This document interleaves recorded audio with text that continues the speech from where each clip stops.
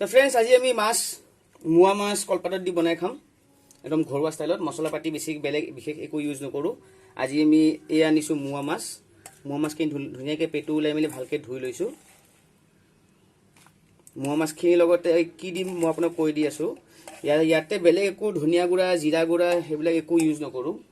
ইয়াতে আপুনি অকল ইউজ কৰি আমি নহৰু আদা আৰু জলকীয়া পেষ্ট এটো বটি লৈছো মই অলৰেডি আগতে সো এইখিনি মই ইয়াতে এতিয়া দি লম ইয়াৰ লগত অকণ নিমখ দিম সোৱাদ অনুযায়ী এইখিনি নিমখ আৰু ইয়াৰ লগত অকণমান দিম কেঁচা মিঠাতেল তাৰপিছত দি মেলি কলপাত আগতে কলপাতখন এখন কলপাত যে আনিছো কলপাতখন ধুনীয়াকৈ মই কাটি লৈছো কাটি লৈ মেলি ৰ'দত অকণমান দি লৈছো বা আপোনালোকে গেছতো অকণমান সেকি ল'ব পাৰে কোমল হৈ তেতিয়া ফল্ডিং কৰোতে ভাল হয় আৰু ইয়া হালধি অলপমান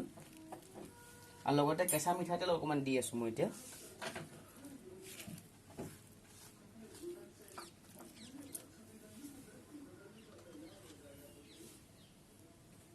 কেঁচা মিঠাতেল অকণ বেছিকৈ দিব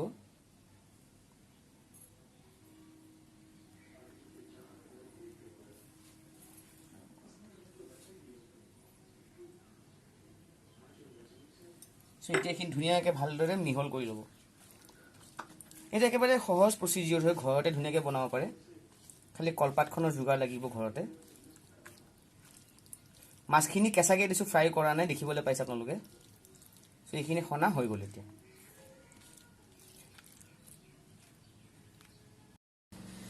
সো ফ্ৰেণ্ডছ এই মছলাখিনি খনা হৈ গ'ল আৰু কলপাতখনো মই অকণমান মাছখিনি অকণমান আগলৈ দি লৈছো কাৰণ বান্ধিবলৈ সুবিধা হ'ব যেতিয়া মই কি কৰিম কলপাতখনৰ দুখন লেয়াৰ ল'ব দুখন লেয়াৰ ল'লে কি হয়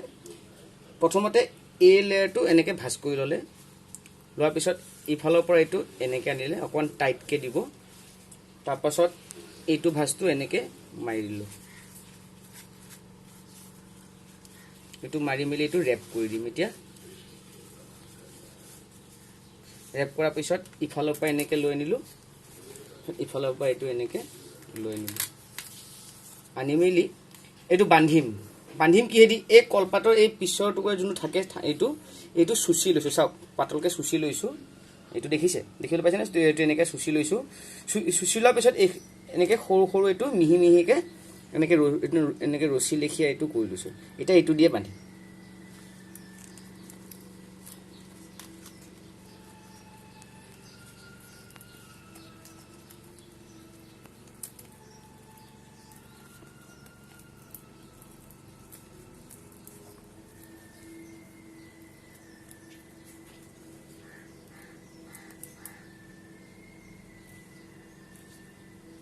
ভালদৰে বান্ধি ল'ব এই যাতে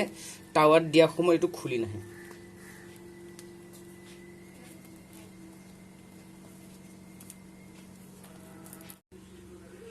সো বন্ধুসকল এয়া কি কৰিছোঁ মই গৰম টাৱা এখনৰ ওপৰত মই যোনটো বান্ধি লৈছিলোঁ এতিয়া সেইখিনি টাৱাখন যিহেতু গৰম হৈ গৈছে তাতে